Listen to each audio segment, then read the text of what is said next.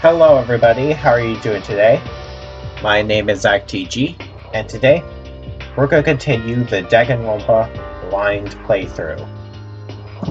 Now of course, in the last stream, we just discovered that 2 people have been murdered. Kiyotaka Ishimaru and Hifumi Yamada. However, both the bodies appear to be, well, missing at the moment. And so, we have to find them. But where could they be?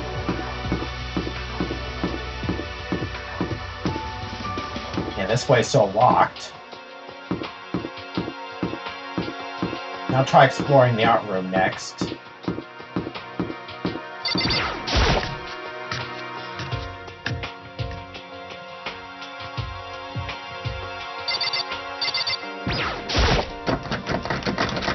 Huh? The door must be locked. Damn. We need to search for the bodies that have disappeared. What happens after that? Huh? Where could 2 dead bodies have disappeared to?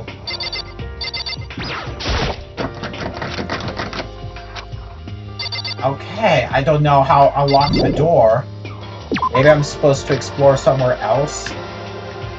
Because that's where I have a feeling the bodies must be hidden if I can't access it.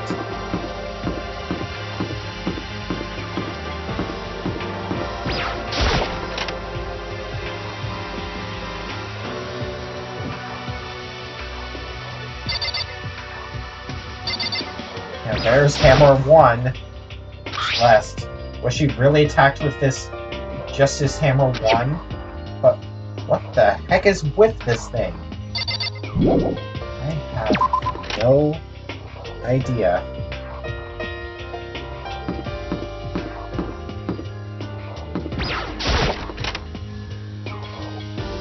Alright, is there something inside this classroom?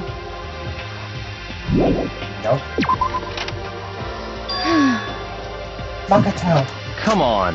Why are you just standing there? We need to get to the repository. Huh? You mean? Indeed. I found them. Hifumi and Taka's bodies have both been hidden in the repository. Goodbye. I've already told Hina and Sakura. We'll go on ahead. Their bodies were in the repository?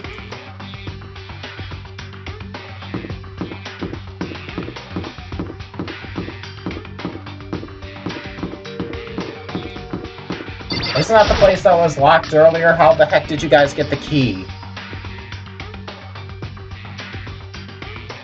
Are the bodies here somewhere?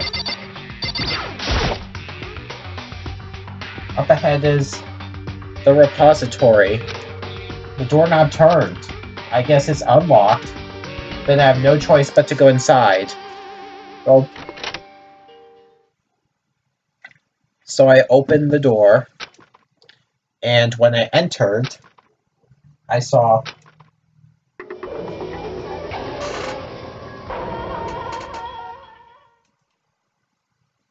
oh my gosh. The 2 bodies that disappeared were right there. The smell of blood made me gag. What I saw before my eyes was unquestionable, unavoidable, unwavering reality. And then I heard the announcement for a second time.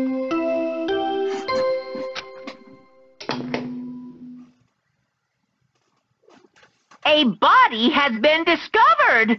After a certain amount of time, which you may use however you like, the class trial will begin. Wait a minute, I thought that the announcements were only made after a body has been discovered for the first time by 3 or more people.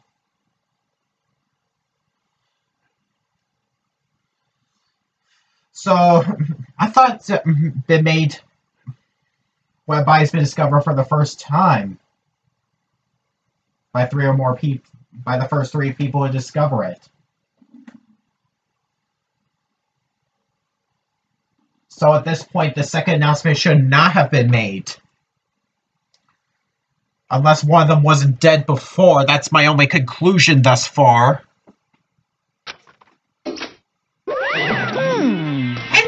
here we are. It's the Without further ado, Monokuma file! let me give you all the next Monokuma file. I was going to hand them out when you found the bodies the first time, but I thought something might happen. What? It was really hard to resist, but turns out I was right. Stop talking. Just hand it over already. Punishment is waiting for you. Now make sure to investigate with all of your mental might and prepare for the class trial. Well, now I have to focus all this nerdy voice as on Monokuma rather than Hifumi. See ya later. Okay, see you later. Well then, now that we found the bodies, all that's left is to uncover the culprit. What the heck? Hold on. How can you be so calm? I mean, they're dead, you know. That's terrible. Dead. Gone forever. They're never coming back. Awful. This is all just too awful. Hina suddenly burst into tears. She clutched at Hifumi's lifeless body. Who would do this? Why? Why? Large wet tears fell from her eyes. The tears landed on Hifumi's cheeks. If this were some world of make-believe, this might have been when Hifumi opened his eyes. But this wasn't a movie. Oh, man.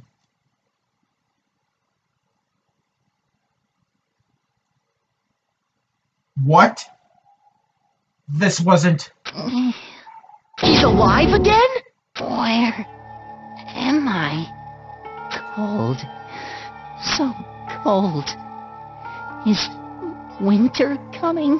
Hifumi! Wake up! Okay, so you're expecting me to believe that Hifumi, who was dead in the nurse's office, was somehow moved from the nurse's office up to the 3rd floor into the repository. And then suddenly, oops, he's alive again. You're expecting me to believe that. Huh? That's right. I remember now. Hope's Peak. Come on, you gotta wake up! I remember everything before I met you all. I met you all. Okay, don't just suddenly, just ignore the all-person talking right during a cutscene. I just don't know what's with the inconsistencies sometimes. The only time that people are actually talking are during the class trial. His memories are all blending together. He has nothing useful to offer us. The light, it's reaching out to me like the tail of a comet. Hey, Hifumi! Who was it? Who attacked you? Who tried to kill you? Who killed me? That's right. I remember their name. Yasuhiro.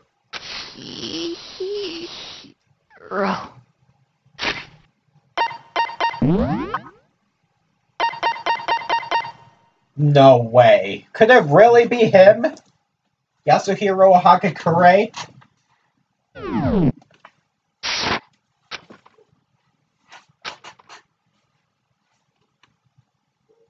His eyes closed, and they never opened again. Death for the 2nd time. Absolute, undeniable death. No matter how many more of Hina's tears splashed his face, there was no second miracle. Reality set in again. This isn't some stereotypical fantasy world. Tears can't restore a person's vitality. You have no tears, do you? No blood in your veins, no calcium in your bones. At least you have your meat. Stop talking. You're just angry. Going out of his way to return, just to leave us with those unnecessary dying words. Now this game has become exceedingly boring. You said Yasuhiro, right? Then I perhaps... should, Agatha Cray. As the only person he could have been referring to. So, in other words... And with that, the case is solved. I'm not so sure about that. They wouldn't make this so simple in Chapter 3. No, there's gotta be more to this. Assaulting people and even killing Taka and Ifumi. And then going so far as to hide their bodies. A criminal that hides his face behind a mask and uses a bunch of giant wooden hammers. Is that what Hero is? What is this? Well, that kind of makes sense due to how to pronounce his name.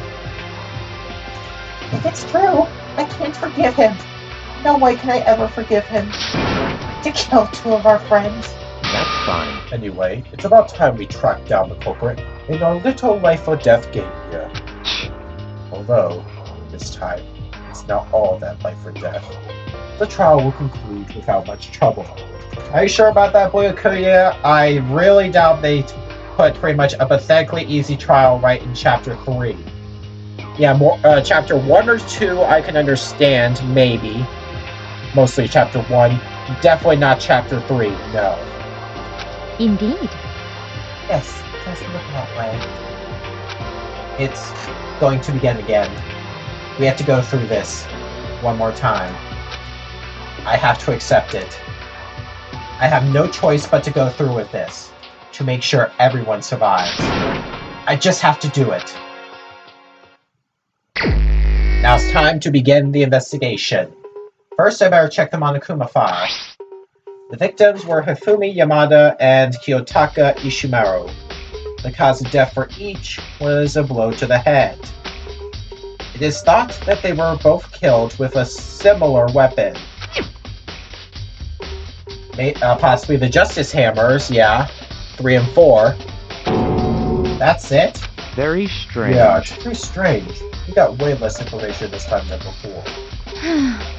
That is no problem. After all, the events of this case unfolded before our very eyes. We should know more about what happened in the Monokuma file anyway. Maybe. Well, There's something else that's bothering me. Someone else has been missing for quite a while. Are you talking about Kyoko? perhaps. Without doubt, she has an alibi for when Celeste and Hifumi were attacked. But what if the killer wasn't acting alone? What if they had an accomplice? An accomplice? An accomplice? What are you doing here? Monokuma appears! Don't be rude. I'm here to answer your question. What question? Yep. You're talking about accomplices, right? I'm pretty sure I explained it before, didn't I? During the first class trial. Speaking of which, I'd like to ask the bear, if there is an accomplice, do they also become blackened? So you ask, and so I shall answer. Each murder is allowed to have an accomplice, but only the one who does the killing will get to graduate. So in other words, two people can work together, but one of them has no chance of profiting from it.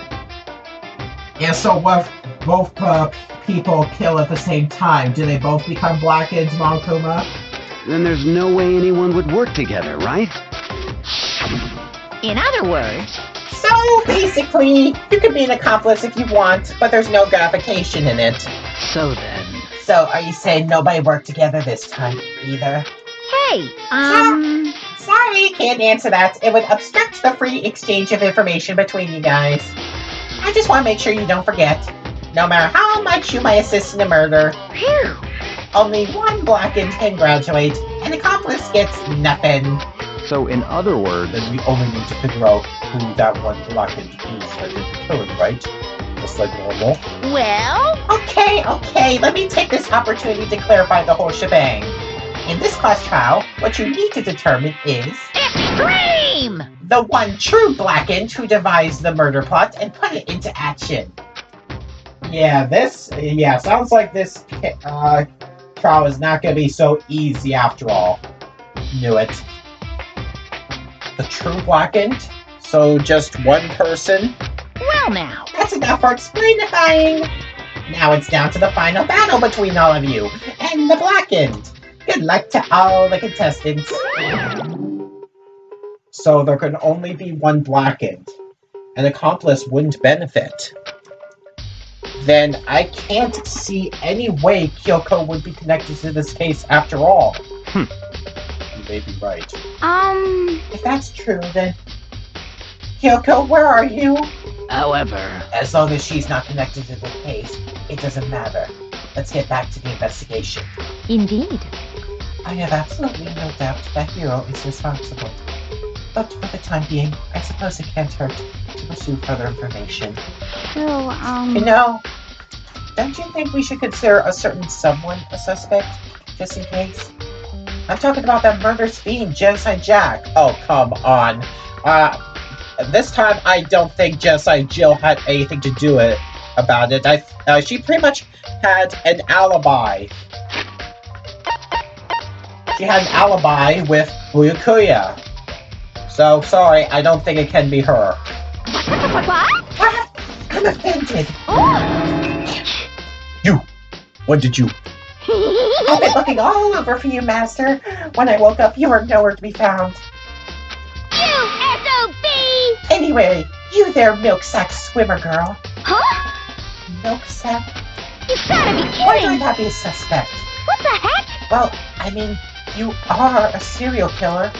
What? So what? I'm like a special guest suspect every time. I have an alibi, you know. She's right about that.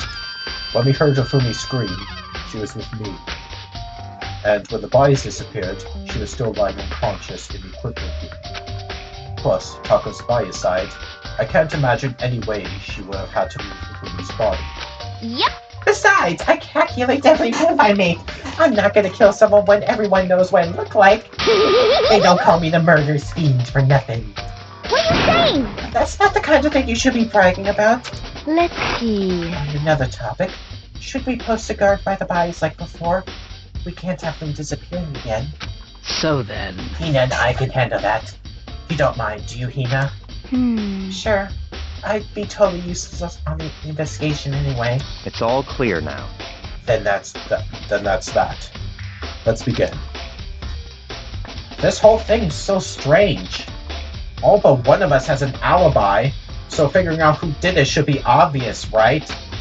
But maybe just me, but I don't think it's gonna be as straightforward as it seems. Oh, it's not just you, I'm feeling it as well. And Malcolm File 3 has been added to the Truth Bullet section. Alright, let's investigate the bodies. Taka. He'll never move again. According to the Monokuma file, Taka died from a blow to the head. We found Justice Hammer 4 near his body in the equipment room. Is that what was used to kill him? And there's a tarp laid out under his body. Did the killer use this to move Taka's body? That way there wouldn't be any blood left behind while the body was moved. Okay, so we got the blue tarp. How about Fumi? Fumi's big cold body is laying on the floor. His really big body. I mean, how on earth was the killer able to move someone so big? From the nurse's office, where it was discovered, to here. The repository, yeah, first floor to third. All the way from the first floor to the third, and all without anyone noticing it. How the hell? It's no good. I just don't get it. I can think about it later. For now, I have to finish investigating Hifumi himself. If I remember correctly, Hifumi's fatal injury was also a blow to the head. Probably from Justice Hammer 3, which was laying on the floor in the nurse's office. Huh. Wait. Something's off about his body. Why am I getting this feeling? Something's different. Something about Hifumi's body in the nurse's office versus his body right now. The glasses! I just saw it. Oh. That's it, his glasses. When his body was in the nurse's office, his glasses were covered with blood. But now they're completely clean. Does that mean someone wiped his glasses off? But who would do that? And why? Yeah, what's the point? I mean, I can understand if the glasses were clean before and they're dirty now. Probably proven that probably suggesting a bit that he did not actually die in the past, and in the later on he died, causing the stain in the glasses, but here it's like reversed. It's just weird. Alright. Oh, we got the cart. Is there something suspicious about— not the body?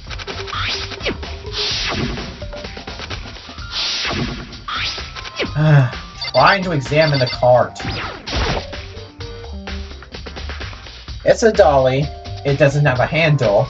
I saw this in the art room before. I guess it's used to move statues around. It's kinda awkward, but if you bend down, it's not too hard to use. Huh, but wait. Wasn't this in the equipment room when we found Taka's body? Oh yeah, it does look like the cart. And look at the wheel. Oh my gosh, yeah, now that's proof. It definitely had some involvement in moving the bodies. There's a blood stain on it. So there's blood on the wheel of the dolly that was moved from the equipment room to the repository. What's the explanation for that? And repository dolly has been added to the truth bullets section. Alright, so we got these hammers. These look kinda similar to the Justice hammers. There are hammers of all different sizes hanging on the wall, although some are more like mallets. Mallets? Could the Justice hammers have been designed using these as a model? Either way, all the hammers here have obviously seen a lot of use. They're all covered in debris and chalky stone powder. Wait. For some reason, this one hammer isn't dirty at all, and it's wet. Did someone wash it recently? I have a feeling this is involved in the murder somehow. Could someone have faked a Justice hammer or something? It's just weird. There are many aspects to the incident this time. Too many, to be honest. Considering that, it may be good to look back on everything that's happened. So then... Would you like my help? Yes. Yeah, let's look back on things. This morning, only 4 of us met up at the dining hall. Hina, Kyoko, you, and myself. We waited for the others, but nobody showed up. So we decided to go look for them. It was around 8 o'clock when we began our search. And soon after we split up, Kyoko disappeared. After that, Hina found Celeste in the rec room on the 3rd floor, and quickly came and got you and me. According to Celeste, she was attacked by a suspicious individual and lay unconscious for about an hour. In other words, she was attacked an hour before we found her, meaning just after 7 o'clock.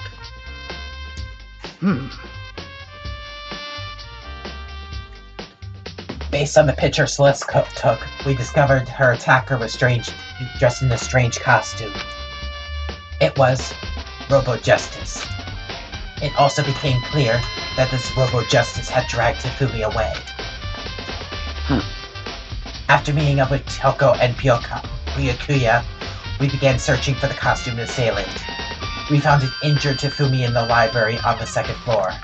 We took him down to the nurse's office on the 1st floor, then resumed our search. But not long after leaving the nurse's office... What's wrong? I saw a shadow. Something moving at the top, around at the top of the stairs. Based on Celeste's claims, we went back up to the 2nd floor, where we split up and began searching. Then, right after that, Celeste screamed. This time, she had apparently seen the suspect on the 3rd floor. Hearing her screams, we quickly made our way to the 3rd floor. Celeste, what's wrong? That was a rather intense scream for someone like you. I saw him, the strange costume man. He ran off as soon as I screamed. I was walking the stairs, so he headed further down into the hallway and disappeared. And then... Oh yeah, huh? Well, what was that? Oh, that came from downstairs. He must have been...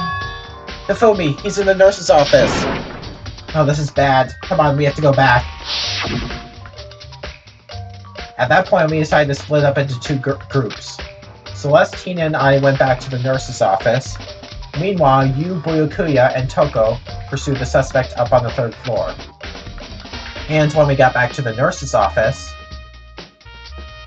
we found Hifumi's corpse. Which is also when we heard the body discovery announcement play. I left Celeste and Hina alone and headed back to the 3rd floor to tell the others what had happened. However... But at that same time, we discovered Taka's body in the equipment room. Which means Hifumi and Taka's bodies were discovered right around the same time. Because I remember hearing the body discovery announcement play right after finding Taka. And that's when I showed up and told you that that Hifumi had been killed, right? Then you, me, and Buyukuya all head back to the nurse's office, leaving behind Toko, who had fainted. But as soon as we left the physics lab, we ran to Celeste, who just arrived to tell us something very unusual. Hifumi's body's disappeared. We hurried back to the nurse's office to discover that his corpse was in fact gone. Then we remembered we had abandoned the unconscious Toko and rushed back to the equipment room. Oh, this can't be happening. Are we hallucinating all this or something? This time, Taka's body had disappeared. So from there, we began our search for both of the missing bodies. And after some time, Celeste told us she found the bodies, and we all headed to the repository. And there we rediscovered the two bodies that had apparently vanished.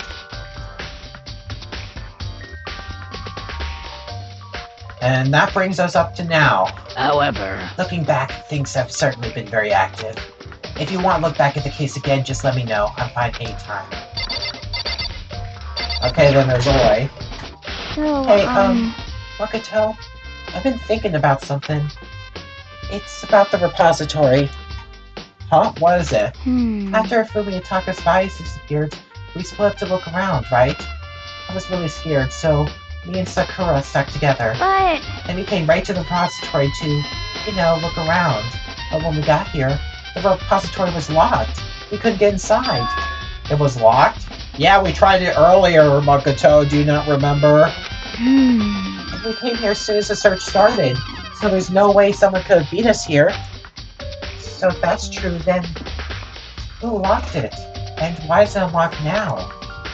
I wonder the same thing. The door was locked when the search for the bodies began, but now it's wide open. Well, not technically. There might have been some secret lurking in there, but they'll probably have to leave this area to figure it out.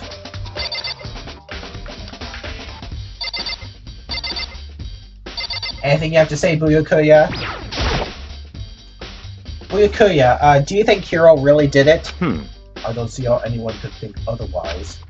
When the attacks and murders and disappearances all happened, every one of us had an alibi. And the last thing Hifumi said when he died... Yeah, he said Hiro's name. So in other words... Then there's no room to suspect anyone else. Okay, but if he did do it, why would he hide his identity with that weird costume? Maybe he thought that no matter what happened, he'd be safe as long as his face was covered. Because he's the fool of the century, you see. I mean, he is kinda dumb, but do you really think that's enough to explain it?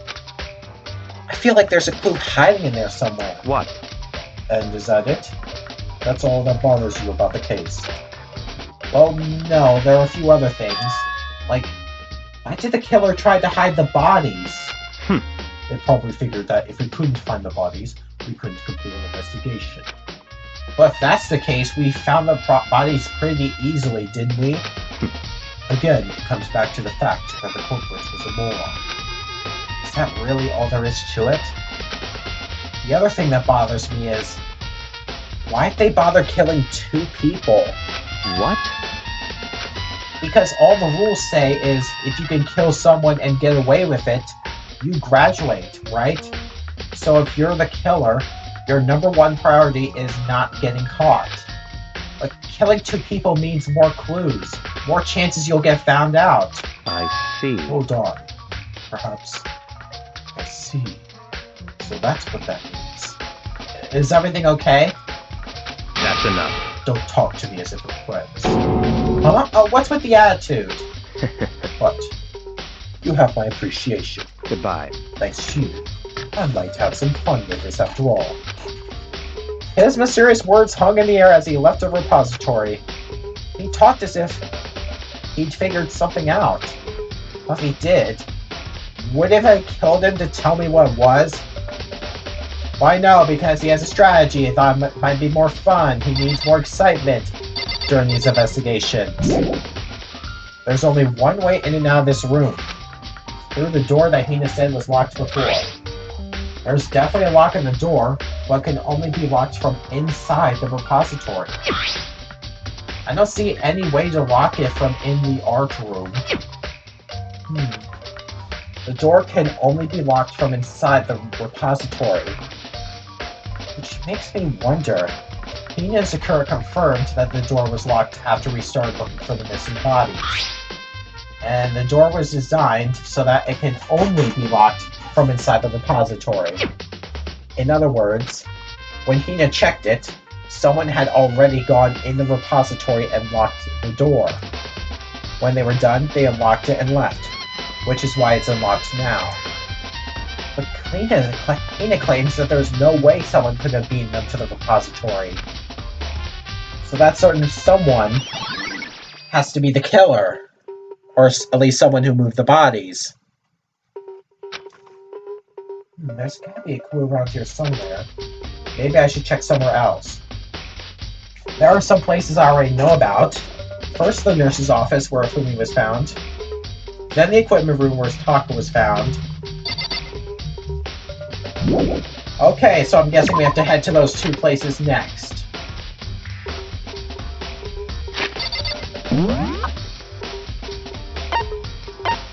Well, there's definitely an exclamation point right here.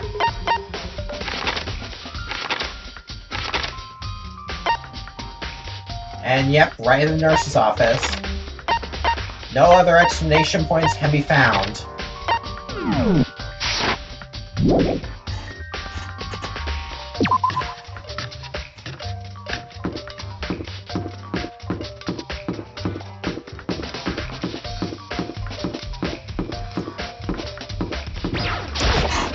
Okay, so first let's check the location where Taka's body was originally discovered.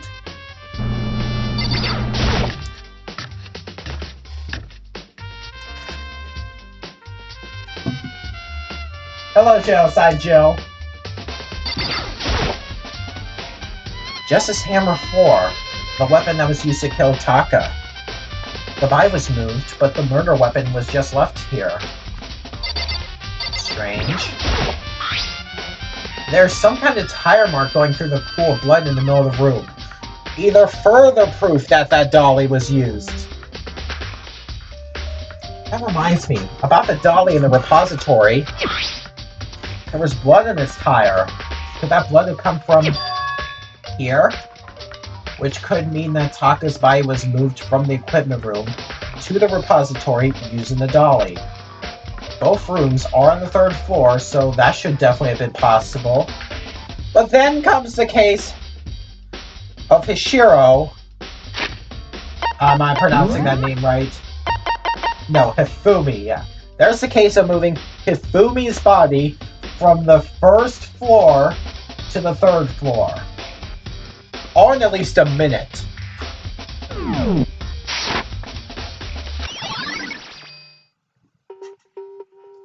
So there's still the mystery of that. But even if the dolly was used to move Taka's body, what about Hifumi? Hifumi's body was in the nurse's office on the 1st floor.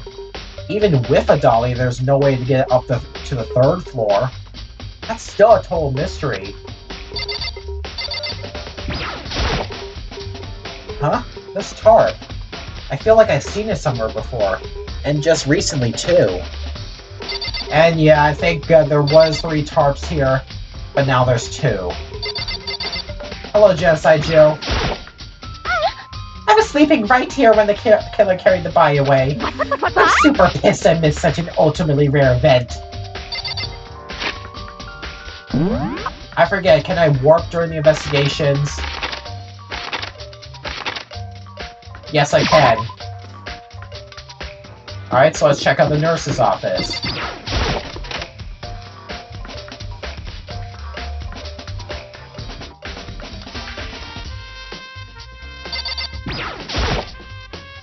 Justice Hammer 3. The one that was used to kill Hifumi. Someone moved the body, but left the weapon behind. Hello, Celeste. What are you investigating, Celeste? I am not investigating anything, precisely speaking. I'm simply going around seeing if Hero might be hiding somewhere. What about you? Oh, you know, I'm just checking this and that. The main thing on my mind is how someone could have moved Hifumi's body. Let's see. How Hifumi was moved, eh? When it disappeared, you were supposed to be in the nurse's office, right? Yes, indeed.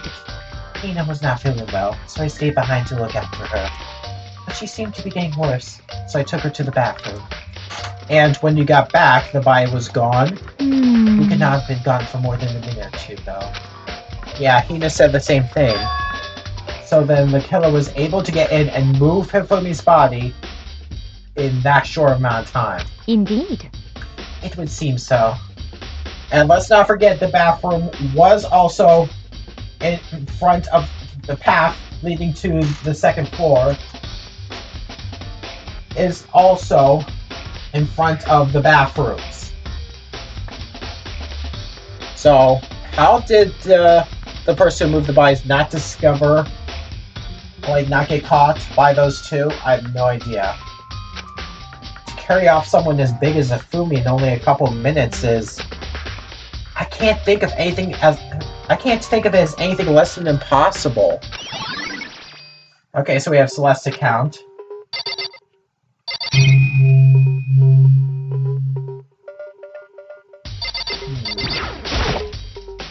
A refrigerator. I wonder if there's anything to drink inside. After everything I've been through, I'm totally parched. Maybe just a quick peek. There's a bunch of blood packets in here. For blood transfusions, I guess.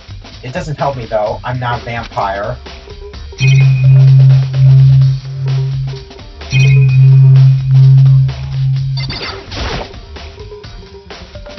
It's just a normal trash can. Huh. Wait. There's something inside.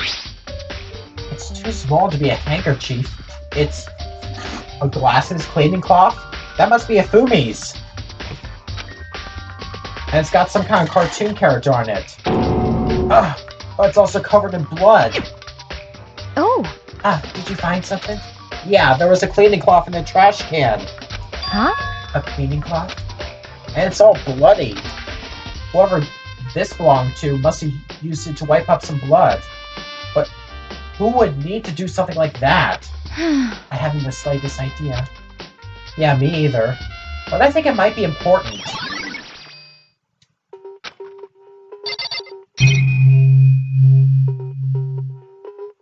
Okay.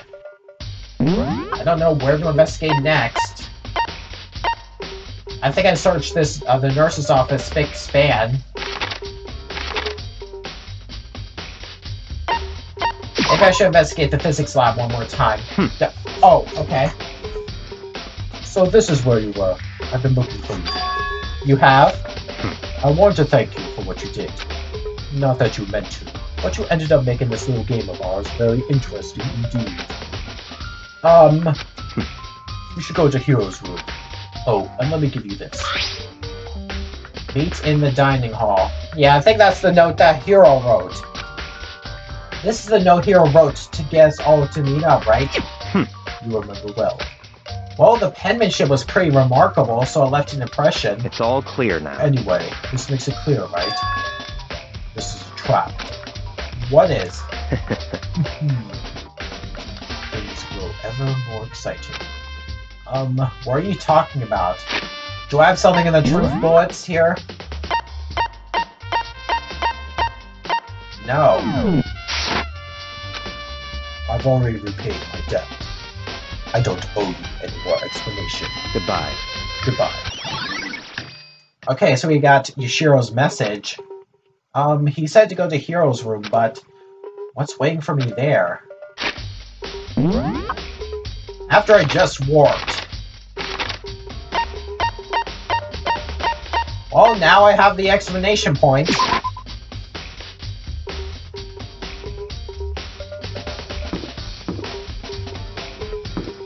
Oh, there's his room.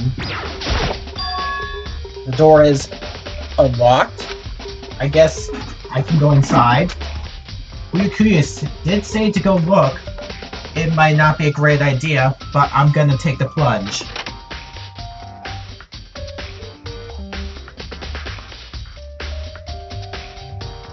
This is Hiro's room. There's all kinds of weird stuff in here. Where'd he even get it all from? More importantly, he still hasn't turned up. Which means he can't really complain if I don't get his permission to search his room, right? Okay, this looks weird. I mean, he is a fortune teller. I think there's something in the cardboard box. It's blueprints for something, and something's made out of, it looks like cardboard, plastic, and plaster. Is this Robo Justice? And it's in Hiro's room? Wait. These blueprints. Something about them bothers me. Yeah, look at the handwriting. It looks really sloppy. Yeah, but when compared to Hiro's note, yeah, the penmanship definitely looks fine here. What happened with the blueprints here? Did he suddenly lose penmanship when writing that?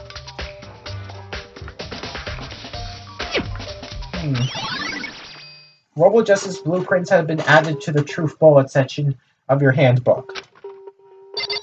Okay, there's still more to investigate. How about his bed?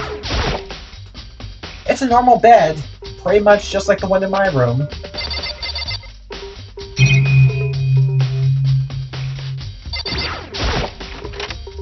I soundlessly check the bathroom. There's nothing in here. It's pretty grungy though. How does the bathroom even get this dirty?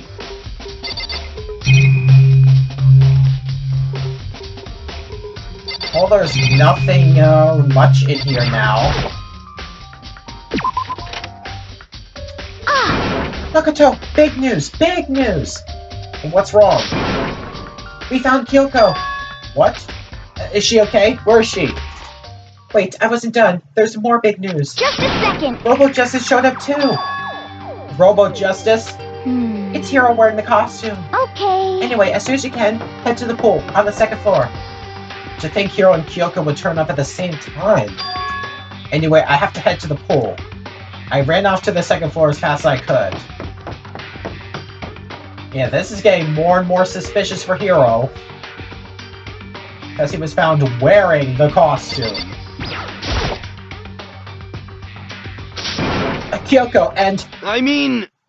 Phew, man, I had the worst day. Hiro?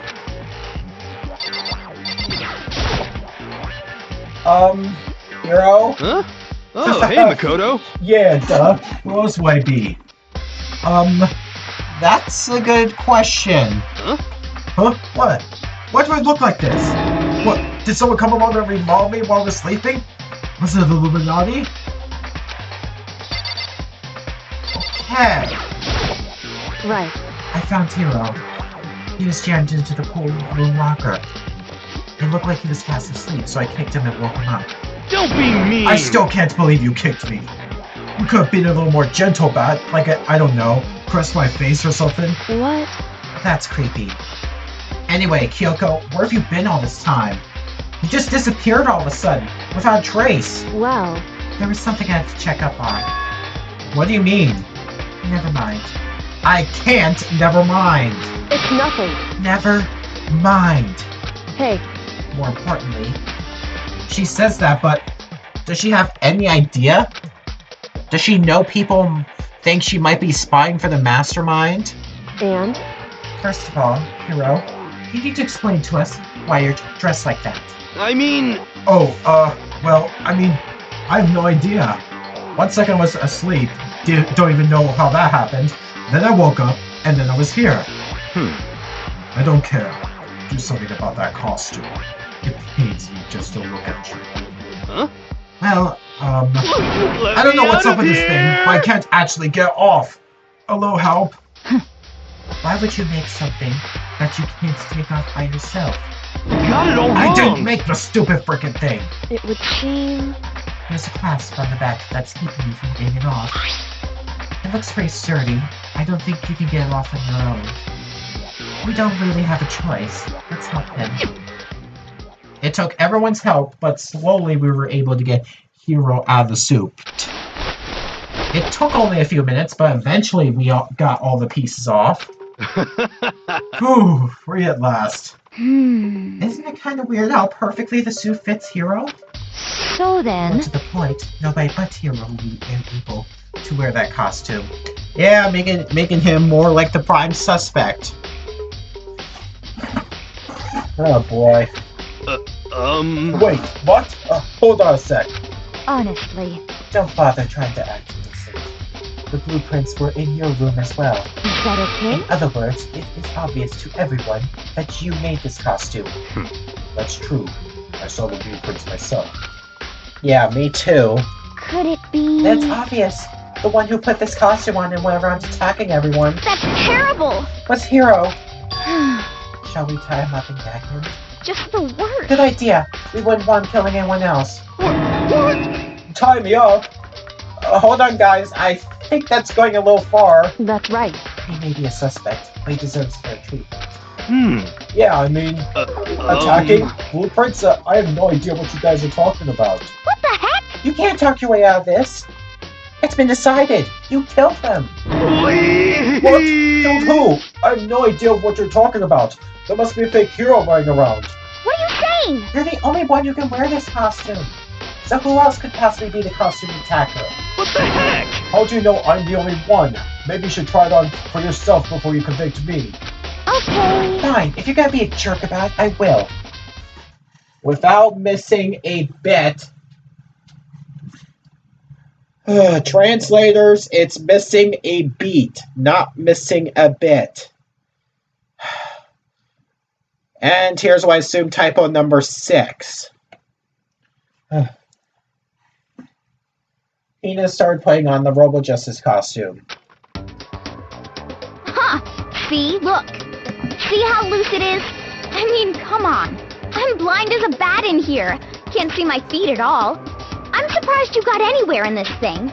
I'm telling you, it wasn't me! And not to mention, you totally can't bend at the waist. Seems like a pretty obvious oversight. That's not a very nice thing to say. I mean, it's not like I made it. I just got caught up in the moment. Well, either way, now we know for sure, right? I mean, it seems pretty clear that nobody but Hiro could have fit into this dumb costume. In a huff, Hina took the suit back off again. Ah. Well, now you're all excuses. No, see, it's because you're a girl. If it was another guy, then... Makoto, go ahead. Okay. Against my will, I picked up the pieces off the floor and tried putting them on. That's no good. The arms are too long. There's no way I can wear this. Just a second! See, I told you it wasn't possible. You are absolutely right. It seems this costume was made to fit Hiro's body exactly. But... Then, there's another costume. They must have one that looks the same, but fits them. Honestly. If you insist on this line of defense, then show us some evidence. What the heck? Evidence? You claim there's another suit, yes? Then you must find it and show it to us. Oh, what the heck? Just the Who worst. cares? Hero's the only one without an alibi during this whole thing anyway. That's terrible! Which is how we know it was him. What? I mean, is that really true? I have no idea what's been happening. Could someone, tell me? Okay, so we have Robo Justice costume. What the heck? If you don't tell me what's going on, how am I supposed to understand? I think I figured out that someone's been killed, right? Hey, Mokoto, who was it? Well, 2 people were killed. Taka and Nafumi. What? 2 people? Just the worst. How you figured out? You did it! Please. I did not! Huh? Wait, hold on. If those 2 are the ones that were killed... How about that? That's it! I know who did it! So then, You may as well tell us then. Hmm. Taka and Nafumi were fighting over Alter Ego, right? I'm at least Which means 30% Alter right. Ego and or Chihiro must have done it. correct. I see. That's unfortunate. Please. Oh, unfortunate? What the heck? Stop trying to trick us! Just admit that you did it, okay? I'm Um. telling you, you got it wrong. Oh. I so know. then. The note. Note? Last night, someone slipped a weird note under my door. And here's what it said. I found a hole maybe we could use to escape. Monokuma can't find out, so don't tell anyone else for now. Let's meet in the rec room at 1 a.m. The last thing I remember is going to the rec room, then for some reason I fell asleep. The Hey. real killer probably drugged me or something. Just the worst. Not a chance! So, No, hold on. You could be onto something. The nurse's office did have chemicals that could do that. Huh? What? Really? I told you! Someone's trying to set me off! A secret passage? A chance to escape? Someone wrote all that just trick me? Ah. Even that's true. You must be one dumb fish to bite every piece of bait that floats in front of you. Well, after being trapped here for so long, even if you know it's a lie, you still got check, right? They're part of my design to get out of here. They deceived me. Ah. I still don't buy it. Don't be mean. Well, you should buy it. Just a second. Okay, then show us that note. With With pleasure. I have it right here in my, pocket. No way. It's like I lost it. Ah. Yeah, sure. Please. You gotta believe me. I wouldn't hurt a fly. As I said before, if you want us to believe you, you must produce evidence. Can you show us the note? I have no particular issue with what you claim, but if you want us to believe you, give us a reason. What the heck? For serious? And we have Yashuhiro's account. Now then, shall we resume our investigation? There's no time to waste before the class trial begins. Why do we need to keep investigating? We already know who did it. What the heck? Why? Why did you kill them? Tell us, Hiro. No, it's like I said. Just the worst. Was it really to get the money Monokuma offered us? Yeah, that must be it. You must be totally broke, and that's right. Wait, that's a false accusation. Someone help me. What are you saying? Just be thankful we haven't bound and gagged you. If you have time to yell and carry on, you have time to search for your evidence, right? Oh, you're right. I need to look for the second suit and that note. My feet, don't fail me now. I guess I better get back to guard duty. I was gonna ask Toko or GSI Jack to switch with me, but if she and Sakura got into a fight, we'd have a catastrophe on our hands. Well, bye. One by one, everyone peeled away. Makoto. Makoto, do you have a second? Huh? I want you to help me with the investigation. It would It seem... looks like I got a late start on this one, so I need to make up some ground. Sure, I don't mind helping, but can you promise me something? Later, when we have time, will you tell me why you disappeared? Why is that? No. To reject me so simply. Anyway, Anyway, I need your help. You don't mind, do you? Okay, shall we go? thanks. Now then, shall we? Hey, So, Makoto, first I'd like to examine the corpses. Examine the corpses. I can't believe I'm hearing that from a girl the same age as me. correct. Dead bodies don't lie, you know. They tell the truth far more easily than the living. Hey, Wouldn't you agree? How am I supposed to answer? anyway, Anyway, we have to hurry before the class trial begins again. Yeah, you're right. Okay then, show me where the bodies are. They're in the repository. Then I guess we should head that way for now. Well, luckily we're close by.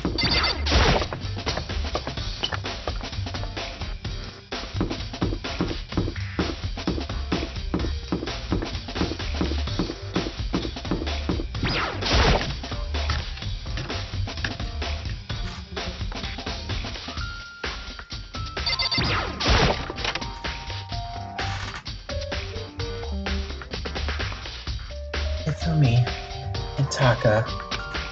For a moment, Kyoko seemed to go rigid, but only for a moment. So then... Well then, let's get started. She crouched down next to Taka and without hesitation began poking and prodding the bodies. I knew it. The Monokuma file was right. They were killed using similar weapons. Her movements were so smooth. She was so calm. Seeing how comfortable she was actually made me feel a little more comfortable. I see. Makoto, I found something. You did? You remember the wristwatch Taka always wore in his left hand? He did? Whew. Are you so oblivious to the people around you? Do you dislike other people that much? No, that's not it. Anyway, so you said he had a watch? So then... Take a look. It's broken. You can see the hands aren't moving, right? It's most likely it broke when he had his encounter with this assailant. And if you notice, the hands are frozen at just past 6 o'clock. Wait a minute. So he died much earlier than he was found. Is that what you're saying, Kyoko?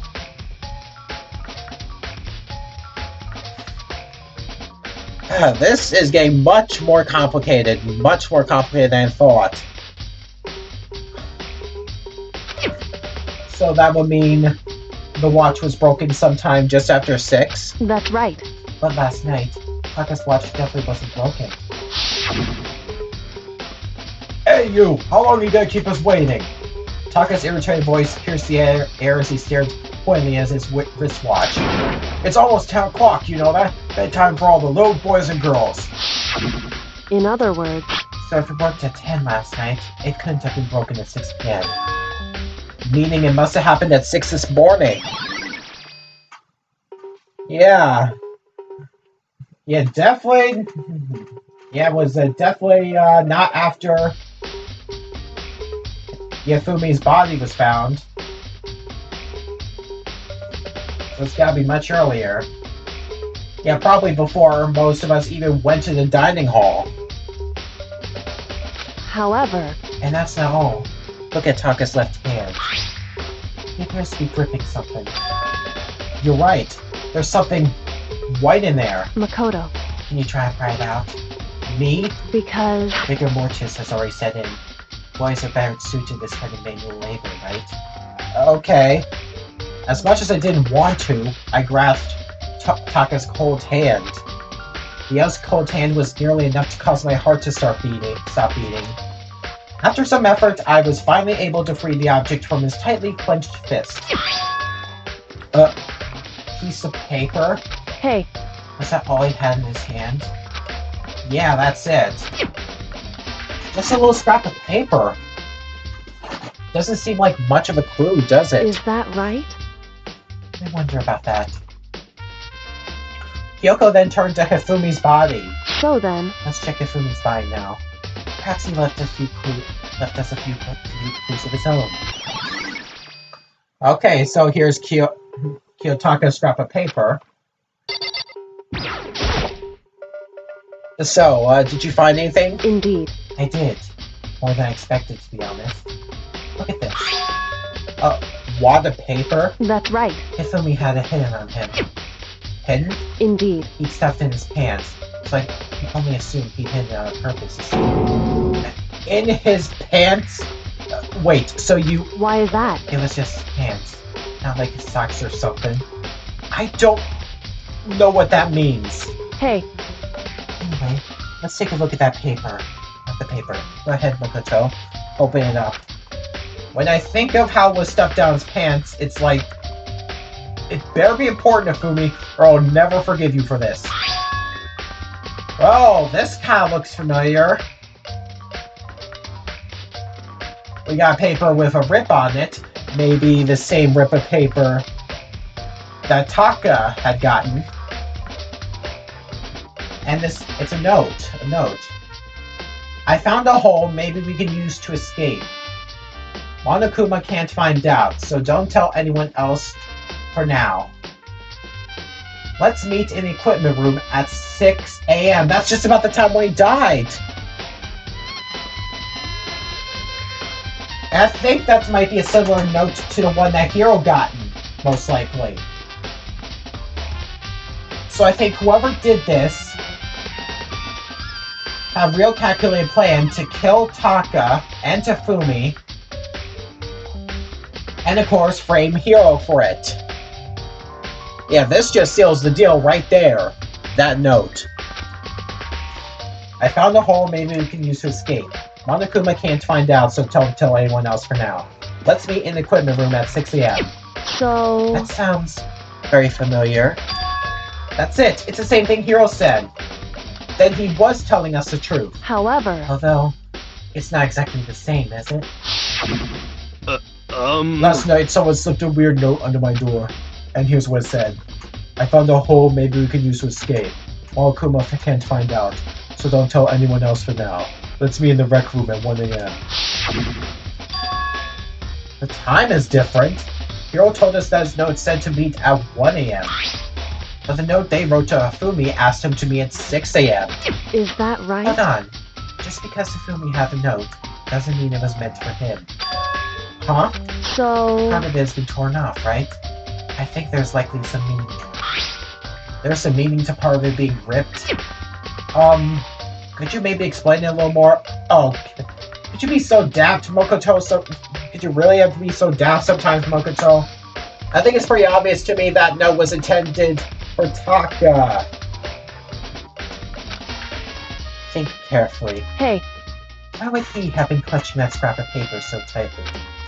I have no idea. So then... What if it wasn't just a scrap of paper when it was holding it? What if it was something more important? And how would something important like that become a mere scrap of paper? That's what you need to answer. And the note Hifumi had has been added. Hey. And while we're at it, I should tell you one other thing. The two victims this time definitely had their e-handbooks on them. So the handbooks have nothing to do with how the murders were carried out. Not that there was any reason to think they were connected to the killings in the first place. So you're saying I don't have to think about the handbooks this time, right? Is that right? If you didn't have to think about them at all, I wouldn't have gone out my way to mention it. All I said was that they were used to help carry out the murders. There may come a point, however, where a handbook may play a role. A handbook may play a role. I don't think I understand.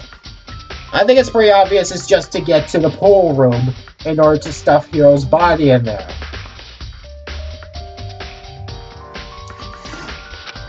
But if Kyoko thinks it's important, I better keep it in mind.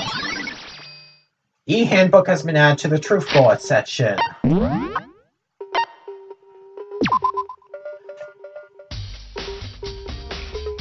Why would they even mention that down there if it's not going to be important? Oh, investigation over. Time for the trial to begin.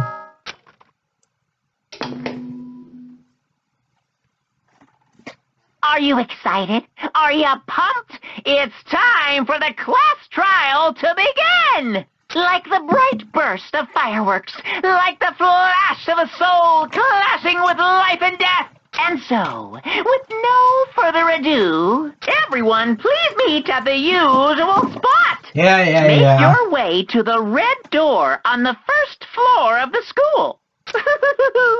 See you soon. Yeah, time for one of the best parts of the game, the class trials. It would seem... It's unfortunate. I suppose this is where our investigation comes to an end. You'll have to figure out the rest for yourself and come to the proper conclusion. Yeah, you're right. Shall we go? Well, we'd better get going. Okay. Alright, time for the class trial to begin. We are down to 8. Everyone had heard Monokuma's proclamation, and they were gathered by the red door. And as soon as we were all there... Monokuma! Hello! He's multiplied? Wrong! Nope, not multiplication. It just looks that way because of an illusion. I'm moving so fast, it only looks like I multiplied. Can you guys tell which one is the real Monokuma? Can we just get on the elevator already? Boy, tough You're not crowd. playing along. Stop talking. We're not here to play with you.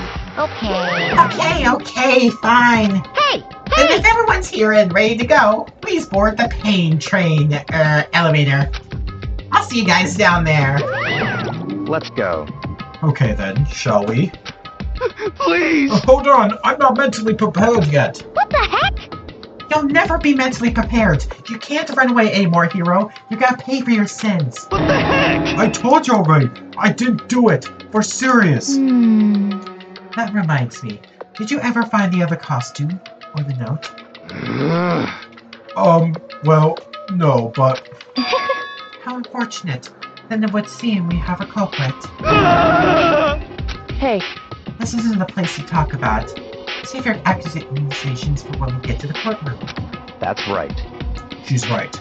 Let's get down there first. Then the story can really begin.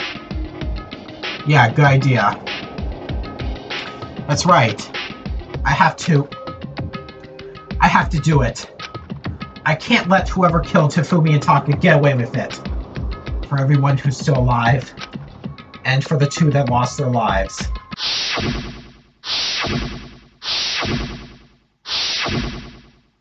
The one who killed Hifumi and Taka, the one who killed two of our friends, the killer is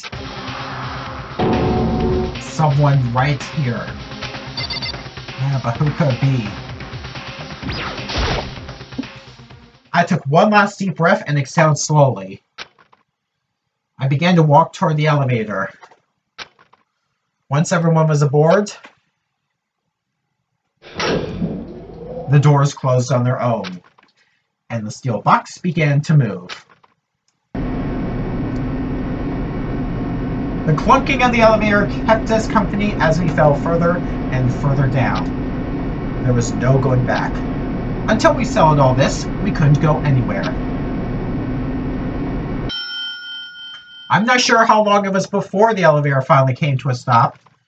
The elevator door slid open, opening up onto a cruel fate. Okay. Okay, I definitely don't remember the class trial room being so blue before. When I see all of you gathered together like this, I realize just how few of you there are left. Your school life is slowly reaching its climax. Just the worst. Only because of you. Why? Why are you making us do such cool things to each other? What? What? Do you really hate me so much? Oh, I'm so cute. Come on. Stop goofing around and begin the trial. Don't rush me. Of course I'm gonna start it. I would never be like, stay tuned for the Action Pads class trial after this commercial break. And unfortunately, neither will I. At least, right for the moment. I never hold on to you like that. Okay, let's begin. Get to your assigned seats. And so the curtain opened once again. A deadly judgment. A deadly deception. A deadly betrayal. A deadly riddle. A deadly defense. A deadly faith. A deadly class trial. Alright. So now it's time for the court's preparation. Yeah, I think I pretty much know the truth was already. Okay, I have a goal in mind. I want to try to get through this trial without taking any damage. So which means I want to try not to be so rash. I was pretty rash during the second trial and it got me hit a couple of times. So this time I got to listen to the entire testimony and I will not try to skip anything pretty much. Unless I'm absolutely positively sure. I'm gonna try not to be so rash. Okay, so let's check out the skills. Okay, lost in thought. Increases the time limit for each phase. Oh, this could be very nice. This is very useful. Stays your aim a little. Effective during the non-stop debate and the Hangman's Gambit. Oh, definitely very nice. Definitely. I'm keeping that.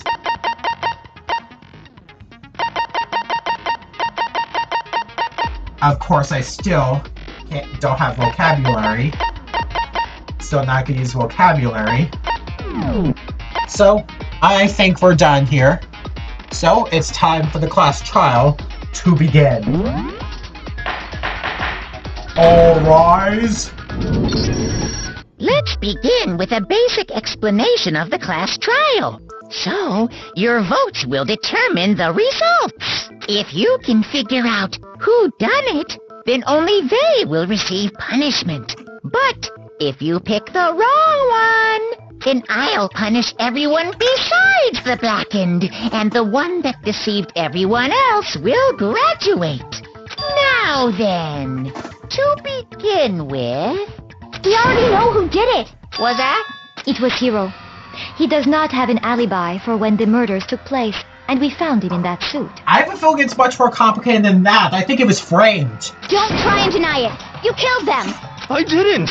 Someone knocked me out! I was asleep the whole time! I don't know anything about it! Shut your murdering mouth, murderer! Who are you calling a murderer? I am sorry to say, Hiro, but we do have evidence. Blueprint for the suit. Parts we assume were used to build it, and all of it was found in your room. You have to admit, the evidence is quite compelling. It points to you as having created the suit and wearing it while committing crime after crime. How many times do I have to tell you? I don't know! Is Hiro really the killer, or... Before anything else, we have to make that clear. Yeah, I really don't think Hiro killed anyone. Alright, this time I will not be so rash. I'll listen to the entire testimony. The entire debate. Everything we found in your room. The blueprint, the suit parts, they are all proof enough that you are the culprit. I don't know anything about that stuff! It's not true! It's a conspiracy! Hiro, why? Why did you kill them? No! Just hold on a second! Okay, the weak points were at the beginning.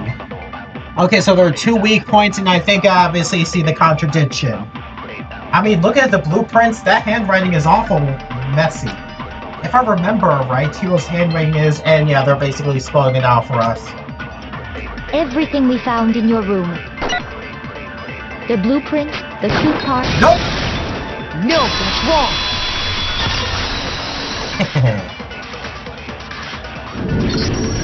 Are we sure Hiro really made those blueprints? Yeah, I think if I was a bit more rash, I would probably have pressed the message right in the first spot in the room, most likely.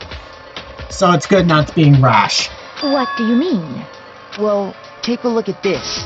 It's the note that Hiro wrote, asking everyone to meet up after Alter Ego disappeared. The handwriting's obviously different, wouldn't you say? When you compare it to the blueprints. There's no way you could think the same person made both of them. Unless that person made it a point to disguise their handwriting. No, the differences are bigger than that, I think. Come on! I'm not smart enough to think of trying to change my handwriting anyway. So Makoto, are you saying you don't think Hiro's the culprit? And he's not the only one. I think Hiro's innocent as well. Because I think he was the one who pointed me to pretty much the room. So I think he must have knew the differences between the notes. What? Then who was in that Robo-Justice suit? Is it like Hiro said? Was there really someone running around in a second suit? The suspicious individual hidden within the suit. Go ahead, Makoto. Tell them who it was. And of course he passes it off to me. So? Who was in the Robo-Justice suit? The suspicious individual in question. The one that must have been in the suit. Definitely not the Illuminati. Definitely not Hina. She tried on earlier and couldn't get it on. Yeah, the only individual who could fit into it would have to be Hiro.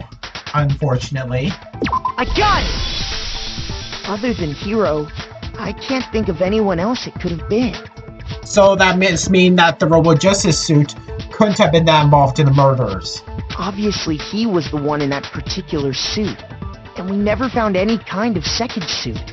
Then there can be no doubt. Hiro is the prime suspect. That doesn't make any sense. You just said Hiro didn't do it. It makes perfect sense. Hiro was the suspicious individual in the suit, but he's not the culprit. So what you're saying is... That's right. The culprit in this case has nothing to do with being in the Robo-Justice suit. What? Now that's a bold assumption. Ooh. And what reason do you have to make such a statement? You do have a reason, yes? Of course. But before we get to that, Oh, great. there's something else we need to clarify first. So let's get that out of the way. Hey, stop trying to boss us around! All things have a proper order. So what is it? What needs to be clarified? We must clarify the method of transportation for Taka's lifeless body. I think that's pretty obvious at this point, at least for me. It would seem that his corpse was moved using certain particular items. Makoto, can you tell us what they were? The things that were used to move Taka's body, they must have been... Well, since the blue tarp was found underneath Taka, it must have been used to move the body in some way. I got it! There's still one more thing. And of course, the dolly. I got it! They were a dolly and a tarp, right? What's with the attitude? So, let's see if I can explain. Taka's body disappeared from the equipment room, and then we rediscovered it in the repository. And when we found it for the second time, it was wrapped in a blue tarp, right? It was the same tarp that, up until then, was stored in the equipment room. Yeah. So the killer must have seen it there, and decided to use it when they moved Taka's body. That way, they wouldn't leave any bloodstains while they were moving it. Okay, that explains the tarp. And the dolly? Same thing. I'm sure the dolly was in the equipment room when we first found Taka's body there. Yeah, I'm pretty sure too. But when the body disappeared, so did the dolly. Later, when Taka's body reappeared in the repository, There was both the tarp and the dolly. so did the dolly. Yeah, okay, that explains Taka's body, but I still had no idea how Fumi's body could have been moved. In other words, you think they used the dolly to move the body. Am I right? But are you sure you are not mistaken? Huh? Are you absolutely positive the dolly was in the equipment room when we found Taka's body?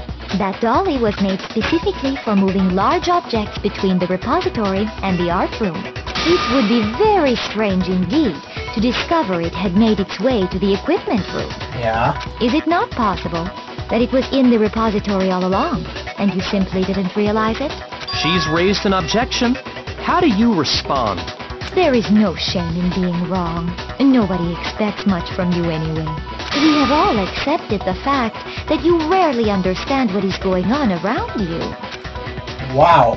I never had anyone sound so nice while being so mean. But maybe I can change her mind. If I can just explain to them why the dolly must have been moved from the equipment room to the repository. A new element has been added to bullet time battles. Really? We're doing a bullet time battle this early on. I am absolutely surprised. Normally it's at the end of the trial, not pretty much the very beginning. What's the new element? Let's talk about reloading. Starting with the next bullet time battle, we're going to add one more ingredient to the recipe. On the bottom of the screen, underneath the tempo marker, you'll see your ammo count. Up until now, there hasn't really been a limit on how you destroy your opponent's statements.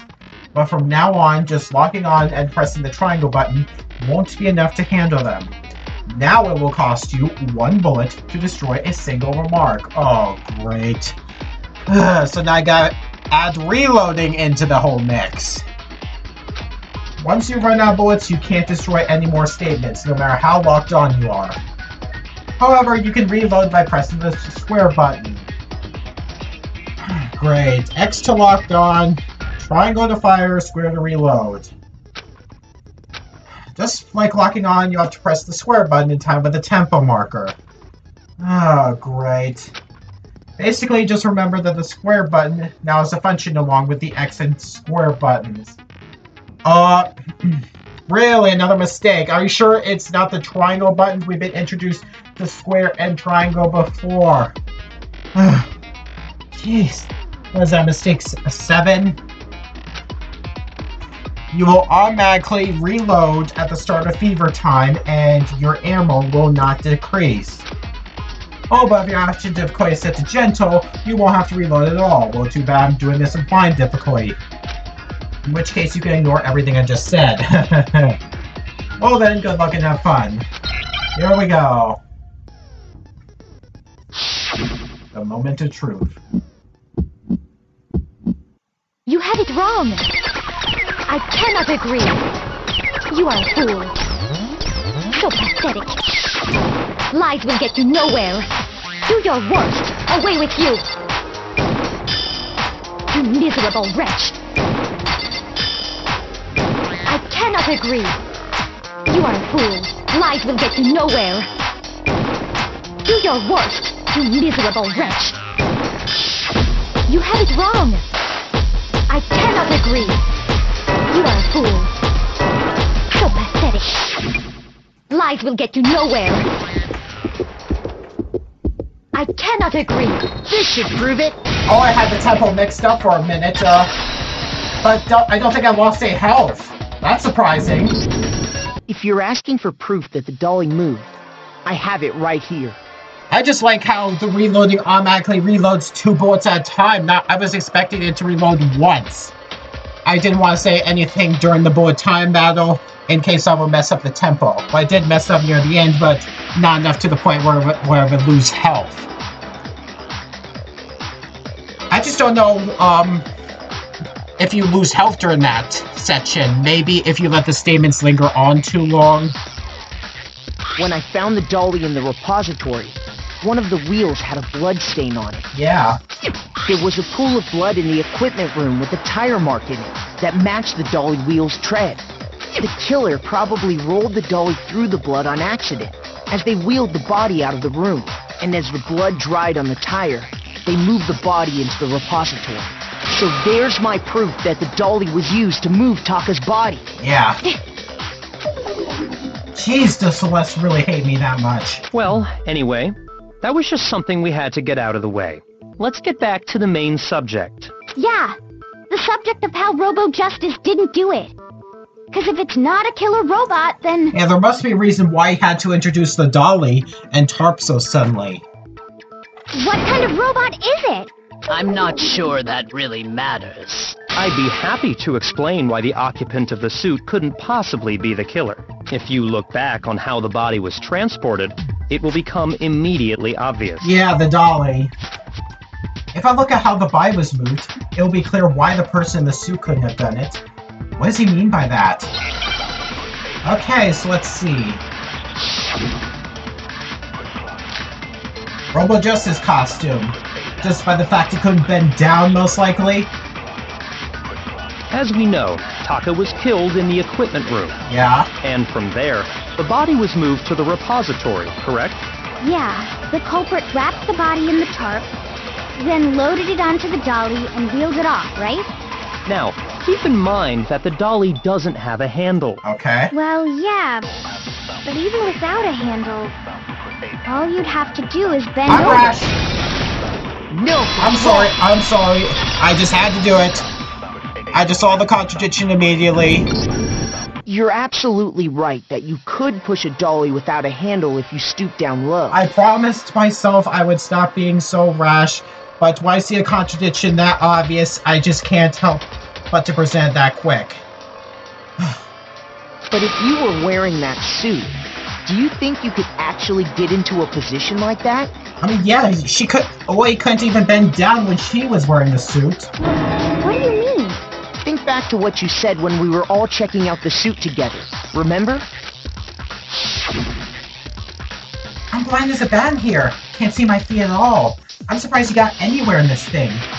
I'm telling you, it wasn't me. And not to mention, you can't totally bend at the waist. Seems like a pretty obvious oversight. When you're in that suit, not only can you not see your feet, but you can't even bend at the waist. Am I right about that? Now that you mention it, yeah. It seems like it'd be awfully hard to push that dolly if you couldn't bend over. Yeah. Well, what's to stop you from simply pushing the dolly with your feet? Again, because you couldn't see your own feet when you were in the Robo Justice suit, how can you even properly load the body onto the dolly? When you can't even see your feet? You really think someone could kick the dolly all that way? Yeah, it'd be totally impossible. Not that I can say for sure myself. On top of that, if you were wearing such a rigid, cumbersome suit, it's very unlikely you would have the dexterity to go about wrapping the body in a tarp. Yeah. Well, I mean, isn't that just a matter of taking off the suit when you're ready to move the body? Nope. There's absolutely no chance that the costume was taken off just to move the body. Because, as Hiro proved, once it's on, you can't take it off. You can, you can't take it off by yourself. I'm sorry, I almost pressed on the wrong statement. I got it! That's the point I was trying to make. I don't think taking off the suit was an option. If you remember... I read wrong. I don't know what's up with this thing, but I can't actually get it off. A little help? Why would you make something that you can't take off by yourself? I didn't make the stupid frickin' thing. There's a clasp on the back that's keeping you from getting it off. It looks pretty sturdy. I don't think you can get it off on your own. We don't really have a choice. Let's help him. That's true. It seems impossible to put the suit on or take it off without help. Then, you really can't take it off by yourself? Hiro wasn't just making it up? Of course I wasn't making it up. If he could have gotten it off by himself, I don't think he would have let us see him wearing it. Yeah. Showing up in the suit was basically an invitation for everyone to suspect it. Yeah, that's right. So, it's really, really true that Robo Justice couldn't have moved the dolly? Yeah. To be clear, whoever did move the body, it couldn't have been Hiro in the robot suit, correct? Yeah. No, wait. Just a second, if you please. Have you forgotten about the picture that I took? Oh, great. You Yeah. all got a good look at it, did you not? The image of Hifumi being dragged away by Robo Justice? If whoever was in that suit is not the culprit, how do you explain that? Oh. Besides, do you remember what the now deceased Hifumi said? How did you get hurt? That guy hit me. What guy?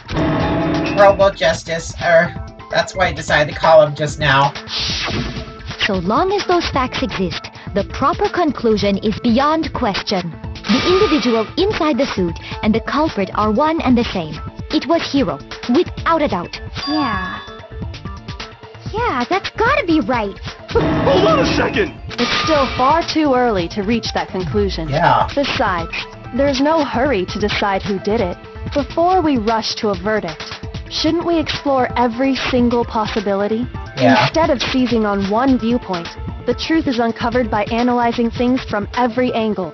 Perhaps, but where do we go from here? Let's review this series of unfortunate events from the beginning.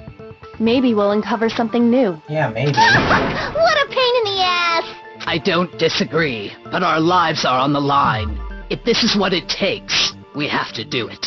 Plus, maybe we'll get to find out where the heck Kyoko was when everything went down. All right then, let's take another look back at what happened. I suppose we could start with this morning. 4 of us gathered together in the dining hall. Makoto, Hina, Kyoko, and myself. We waited there for quite a while, but nobody else showed up, so we went to look for everyone. That was around 8 a.m. And as soon as we split up, Kyoko went missing. Soon after that, Hina found Celeste in the rec room and quickly came to get Makoto and me. It seems I was unconscious for about an hour after I was attacked by my mystery assailant. I know it was an hour because I remember being attacked a little after 7. That was when we saw Celeste's picture and discovered that her assailant had been wearing a strange costume. As it turns out, it was Robo Justice. It also soon became clear that this same Robo Justice had abducted Hifumi. We were soon joined in our search by Byakuya and Toko, and then went on to find Hifumi in the library. He was injured, so we took him to the nurse's office and resumed our search for the suspect. But not long after leaving the nurse's office... What's wrong? I saw a shadow. Something moving around at the top of the stairs. When Celeste told us that, we decided to split up and search the second floor. And soon after that, I saw someone moving around on the third floor, and I yelled out to everyone as soon as I did. Celeste, what's wrong? That was a rather intense scream for someone like you. I saw them, the strange costume man. He ran off as soon as I screamed. I was blocking the stairs, so he headed further down into the hallway and disappeared. and then... Oh, God! Huh? Oh, what was that? Oh, that came from downstairs. It must have been... Hifumi, he's in the nurse's office. Oh, this is bad. Come on, we have to go back. At that point, we decided to divide up into two groups. Celeste, Hina, and I went back to the nurse's office, while Sakura, Byakuya, and Toko chased after the suspect. When we got back to the nurse's office, we found Hifumi, dead. And that's when we heard the body discovery announcement. Yeah. I left Celeste and Hina there and headed back to the third floor to let the others know what had happened. Meanwhile, we had just discovered Taka's body in the equipment room. We must have found both bodies at almost exactly the same time. Yeah. Because we heard the same announcement not long after we discovered his body. And that's when I told you guys about Hifumi. Then the three of us headed for the nurse's office. But right after we left the physics lab, we ran into Celeste, who'd arrived after us. And she told us something very surprising. Hifumi's body has disappeared. We rushed back to the nurse's office and saw that she was right. Then we remembered we'd left Toko passed out in the equipment room, so we hurried back again. Oh, this can't be happening. Are we hallucinating all this or something? But when we got there, we discovered that now Taka's body had also gone missing. Next thing we knew, we were searching the school for two missing dead bodies. And after some time... Celeste informed us that she'd found the bodies, and we all headed to the repository, which is where we rediscovered the corpses. I think that about covers it. I see. The whole thing sounds exceptionally complicated. It certainly seems to me that these are not a simple series of connected events. Nope. Count Olaf is not associated with this case whatsoever, at least I don't think so. Okay, well, if that's true, then what?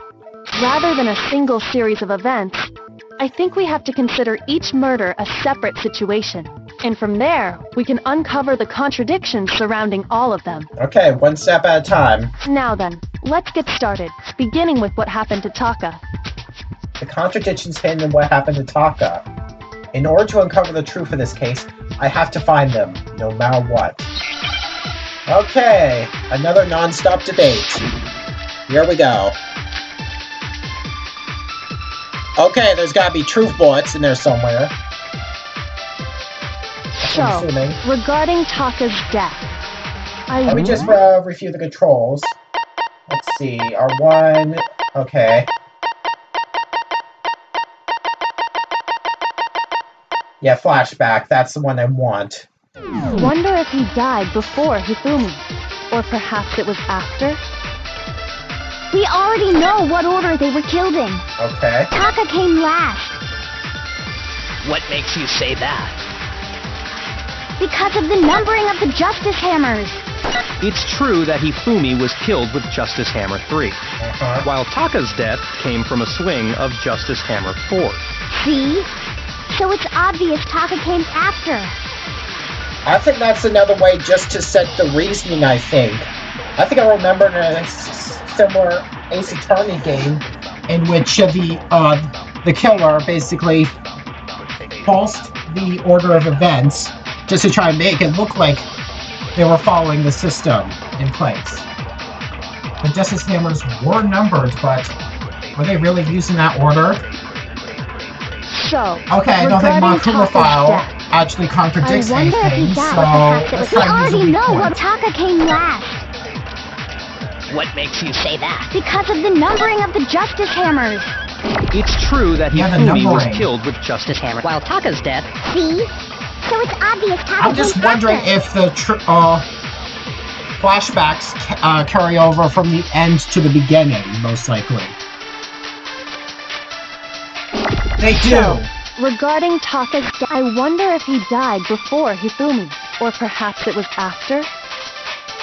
We already know what order they... Nope, not really. No, that's wrong. Someone could fake the numbering. Hold on. There's no reason to assume that the hammers were used in the same order as their numbers. Yeah. If anything, that's just another way the killer tried to disguise their actions. Yeah. So you're saying the culprit wanted us to think the hammers were used in order, but in reality, Taka was killed before Hifumi? Yeah, and I think the wristwatch proves it. Okay then, let's see the proof. Evidence that proves Taka was killed before Hifumi. There's something that relates to what time he must have died. Do we really need a Hangman's Gambit here? It's pretty obvious it's the wristwatch.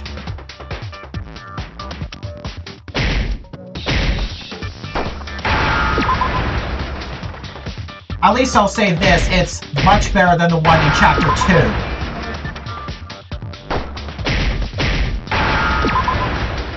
Okay, come on, A. Come on. Where are you, A? There you are. C.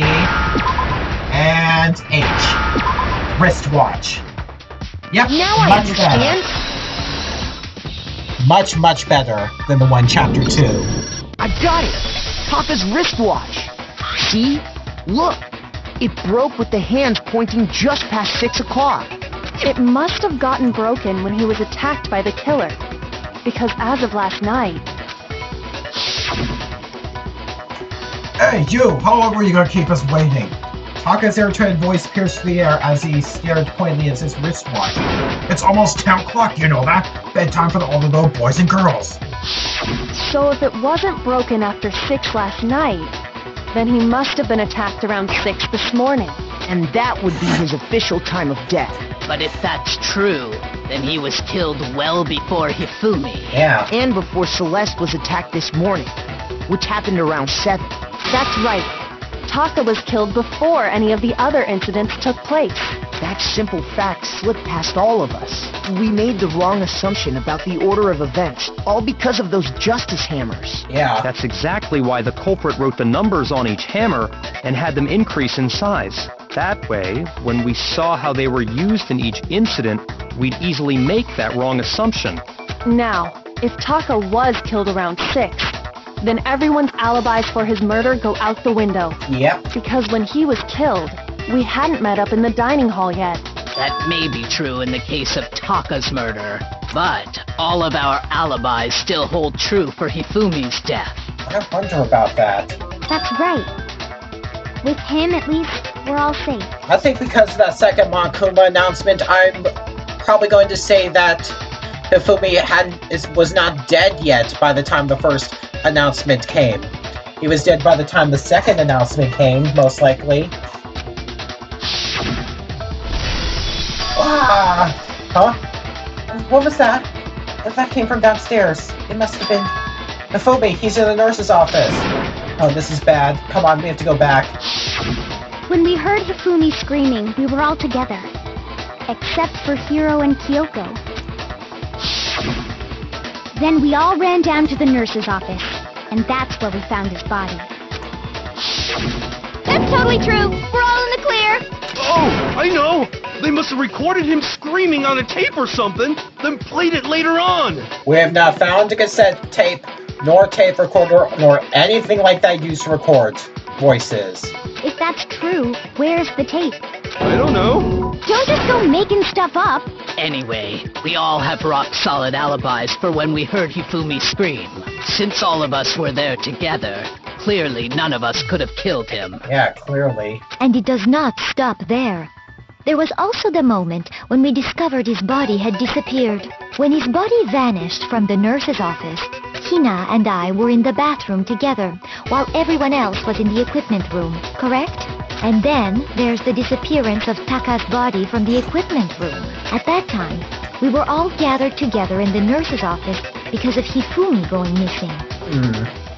Interesting. Well, don't forget, I was passed out in the equipment room the whole time. Wait, then what if Genocide Jill did it? She could have dragged Taka's body out of there right then. Even if she could pull that off, there's no way she could have done the same with Hifumi's body. Nope. Because, as we just established, she was passed out in the equipment room when his body disappeared. Besides, I didn't do either of them anyway. In other words, it is impossible that any of us could have killed Hifumi or moved either of their bodies. On the other hand, Hiro and Kyoko had disappeared, so they most certainly could have done those things. So what now, Kyoko? For now, we can't get fixated on who did it, or we'll just keep going around in circles. So instead of who, I propose we start talking about how. In particular, I think we need to figure out how Hifumi's body got moved. Yeah, that's the real mystery one. That's true. We searched everywhere, but we couldn't figure out how to explain his body disappearing. And according to what Celeste said, We could not have been gone for more than a minute or two, though. So then the killer was able to get in and move Hifumi's body in that short amount of time? It would seem so. his body apparently disappeared in the 1 minute her and Hina took their eyes off of it. But to carry that much weight from the first floor up to the third in that short amount of time? Oh man, yeah! There's no way! It'd be impossible! Well, what if I told you there was a way to make the impossible possible? What? How? If the dead body were to move itself. So she was seriously claiming that Fumi's body was still alive at the time. The dead body moved on its own? No! Not another... ghost! I don't think it has anything to do with the occult. I think what she's implying is we thought Hifumi was dead, but perhaps in reality he was still alive. He was... alive? Are you saying Hifumi wasn't carried out of the nurse's office, but simply walked out on his own? But I mean, we found his body. He was dead. Perhaps he was simply playing dead. That it isn't possible. The idea that Hifumi was still alive, is it really possible? Time for another non-stop debate. Yeah, the broken wrist... What? That doesn't have anything to do with Hifumi's murder. Are you saying that when we first found Hifumi in the nurse's office, there's a chance he was actually still alive? No, it is impossible.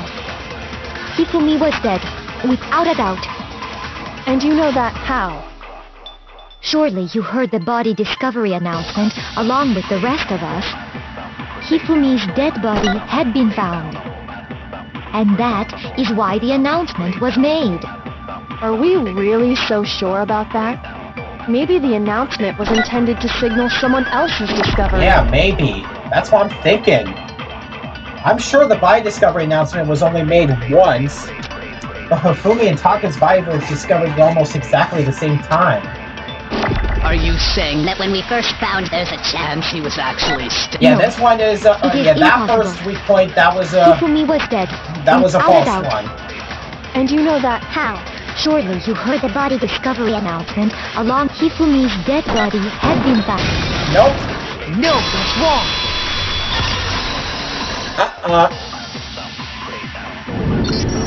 Was the body discovery announcement that was made really intended for Hifumi? Yeah. Was it really intended? Because I certainly don't think it did.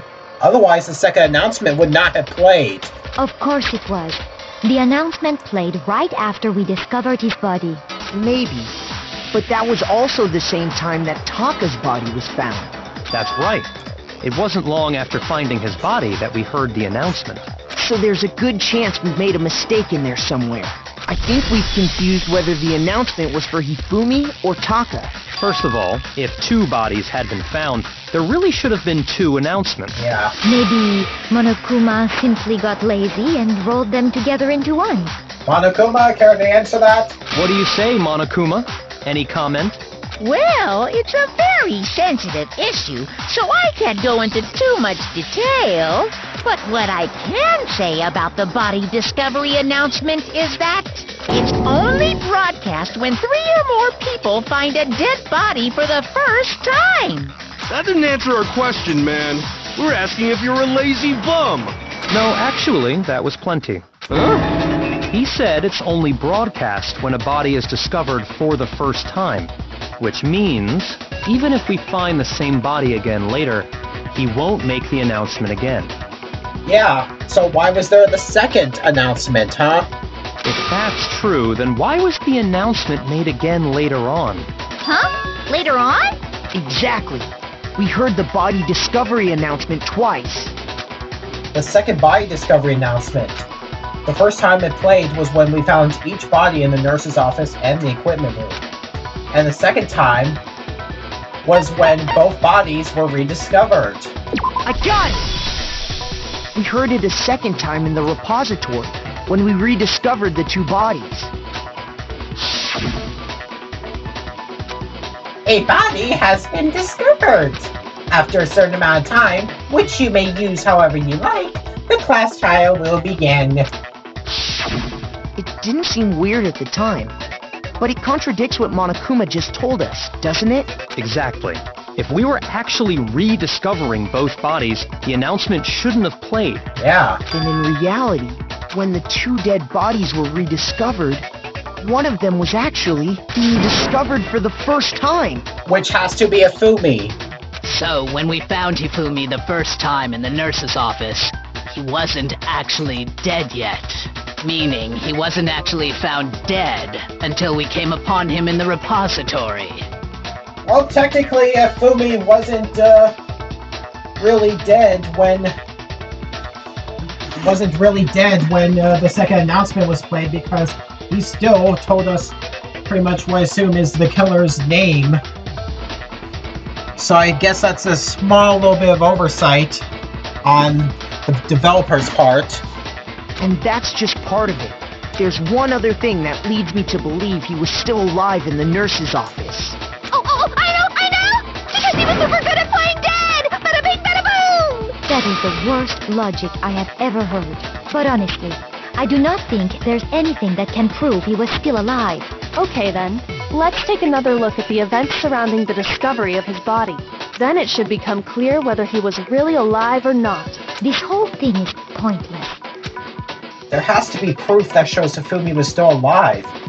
I have to find it and show it to everyone. Time for a non-stop debate. Here we go. The glasses, of course.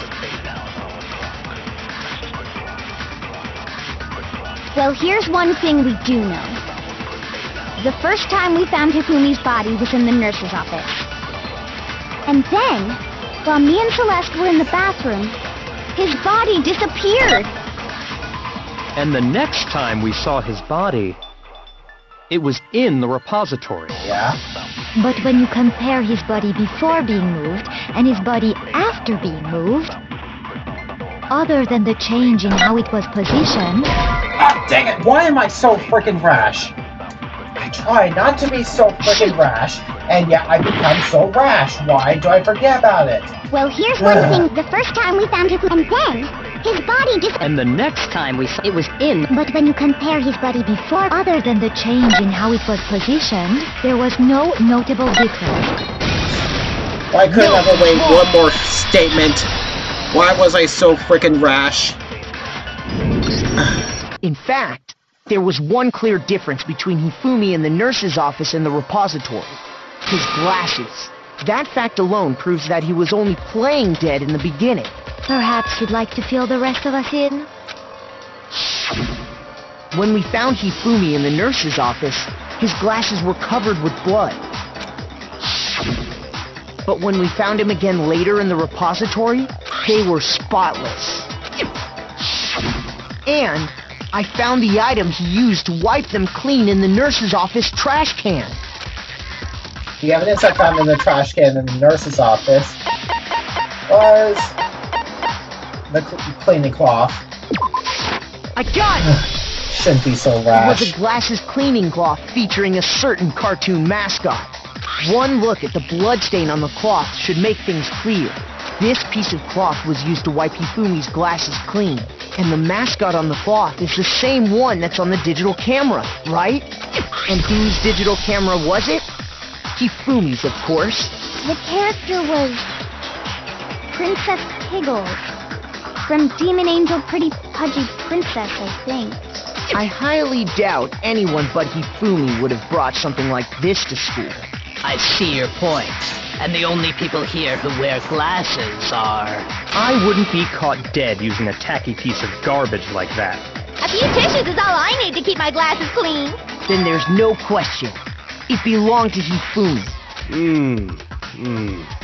So what you're saying is... what exactly? What I'm saying is, the blood on his glasses was wiped away using his own glasses cleaning cloth. Even if that is true, it does not mean he wiped the blood off himself. But who would benefit from a clean pair of glasses other than the glasses owner? That's a good point. Then it must have been him, right? So let's assume that Hifumi was still alive in the nurse's office. He pretends to be dead. Then when he's alone, he wipes his glasses clean so he can see. Then he stands up and walks out on his own 2 feet. And with that, the impossible task of moving his copious corpse becomes possible, wouldn't you say? But then, if he was just pretending to be dead, what was with all that blood? Was it paint or something? The fridge in the nurse's office contains packs of blood for emergencies. He probably used one of those. He figured if he was gonna play dead, he should go all out, so he just dumped it everywhere! But he got crazy with it and had to wipe his glasses off when he was done! God, what an idiot! And if Hifumi was still alive at that point, the disappearance of Taka's body is easily explained. It should be perfectly obvious who must have moved Taka's corpse. Yeah, the only one without an alibi, the one who moved Taka's body, was Hifumi. I got it! It could only have been Hifumi. While we were all gathered in the nurse's office, he went to the equipment room and took Taka's body. That also explains how the door to the repository got locked. The door was locked? Well, after the bodies disappeared, we all went looking for them, right? So me and Sakura headed for the repository. But when we got there, the door was locked. And the repository door can only be locked from the inside, which means when Hina and Sakura got to the repository, someone was already inside. And it could only have been Hifumi, who just finished stashing Taka's body there. He convinced us all he was dead, and when he saw his chance, he dragged Taka's body to the repository. So, Hifumi wasn't just another victim in this case. He was one of the assailants. But that means he took part in the murders. I just can't believe it. Jeez. If you're having trouble, would you like me to show you one more piece of evidence? There's more? Oh, absolutely. The single biggest fact pointing to his involvement has yet to be revealed. You know what I'm talking about, right, Makoto? The item he took off of Taka's lifeless body? I do now. The thing that Hifumi stole from Taka. Could it be the note? I got it! You're talking about the note Hifumi had hidden away, aren't you? Hidden note? That's right. We found it stuffed in his pants. What? In his pants? Yes, his pants. Okay, well, forget about the pants for now. Take a look at what the note says. I found a hole maybe we can use to escape. Monokuma can't find out, so don't tell anyone else for now. Let's meet in the equipment room at 6 a.m. That's the note I was telling you about. The one that told me where to go. Huh? Wait, this one's a little different. In my note it said, Monokuma can't find out, so don't tell anyone else for now. Let's meet in the rec room at 1 a.m. See, then this note isn't the same one Hiro got. It's not the same? In other words, the killer got in touch with another person besides Hiro, and that person could only have been... Really? Hifumi's pants? Really? No, it has to be Taka. I got it! That's right! Taka! The killer used this note to draw out Taka and murder him. Hello? Over here! Objection! Objection! I don't really understand what's going on, but Hifumi had that letter, right? So whoever wrote it wasn't drawing out TikTok, they were drawing out Huffy! Just to be clear, TikTok is Taka and Huffy is Hifumi, right? Ugh! Yes! Why must you ruin it every time? Man, Genocide Jack is seriously scary. But still, I can't let her get to me. Do we really need another non-stop debate to present this ripped piece of paper? What? Not? Okay, maybe the broken wristwatch, maybe. Huffy had the note, right? Then the person it was intended for must have been Huffy! But remember what the note said. Yeah. What time did it say to meet? 6 a.m., I believe. The time doesn't matter! The note has nothing to do with TikTok! Wrong! 6 a.m. That's when he died!